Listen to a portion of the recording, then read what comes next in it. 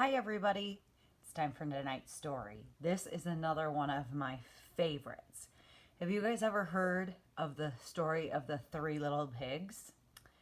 Well, this is a different version. This is a version by The Wolf, and it's called The True Story of the Three Little Pigs.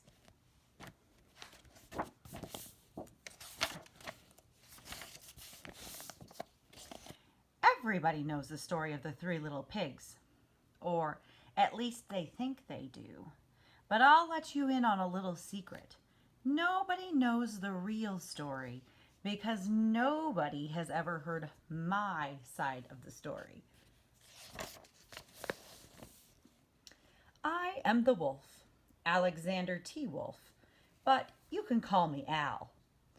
I don't know how the whole big bad wolf thing got started, but it's all wrong. Maybe it's because of our diet. Hey, it's not my fault wolves eat cute little animals like big bunnies and sheep and pigs. It's just the way we are. If cheeseburgers were cute, folks would probably think you were big and bad too. But like I was saying, the whole big bad wolf thing is all wrong. The real story is about a sneeze and a cup of sugar. This is the real story.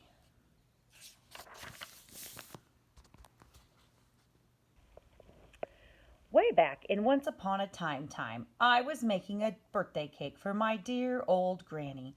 I had a terrible sneezing cold, and I ran out of sugar.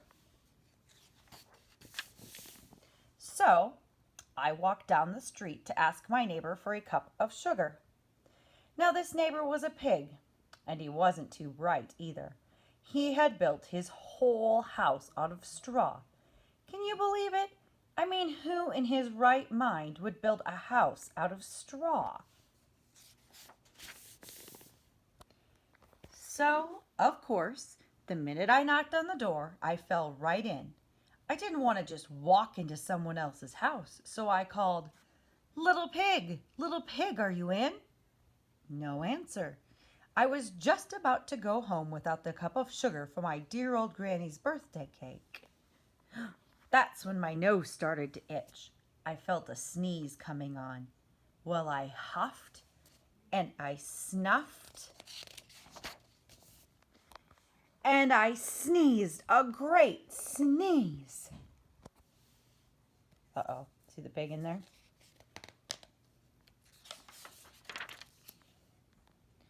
And you know what? The whole darn straw house fell down, and right in the middle of the pile of straw was the first little pig, dead as a doornail. He had been home the whole time. It seemed like a shame to leave a perfectly good ham dinner lying there in the straw, so I ate it up. Think of it as a big cheeseburger just lying there.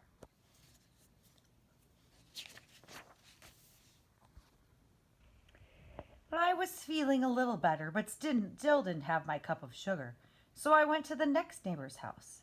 The neighbor was the first little pig's brother. He was a little smarter, but not much. He built his house out of sticks. I rang the bell on the stick house. No one answered. I yelled, Mr. Pig, are you in?"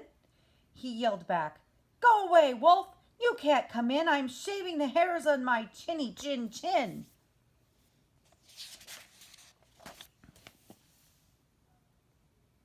I had just grabbed the doorknob when I felt another sneeze coming on.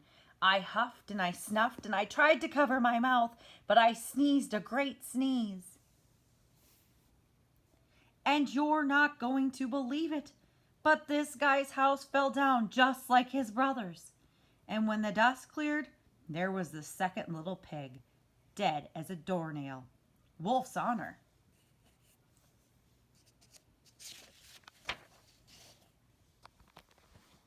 Now, you know good food will spoil if you just leave it out in the open. So I did the only thing there was to do. I had dinner again. I think of it as a second helping. And I was getting awfully full. But my cold was feeling a little better. And I still didn't have that cup of sugar for my dear old granny's birthday cake. So I went to the next house. This guy was the first and second little pig's brother. He must have been the brains of the family. He had built his house of bricks. I knocked on the door of the brick house, but there was no answer. I called, "Mr. Pig, Mr. Pig, are you in?" And do you know what that little rude porker answered? "Get out of here, Wolf. Don't bother me again." Talk about impolite. He probably had a whole sack full of sugar, and he wouldn't give me even one little cup for my dear sweet old granny's birthday cake. What a pig.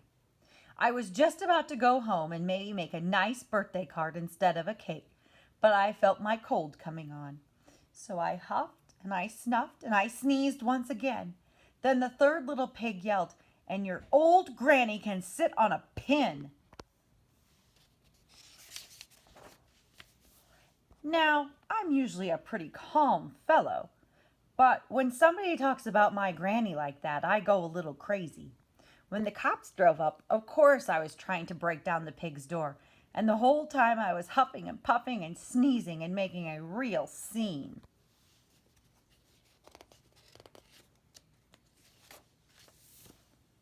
The rest, they say, is history.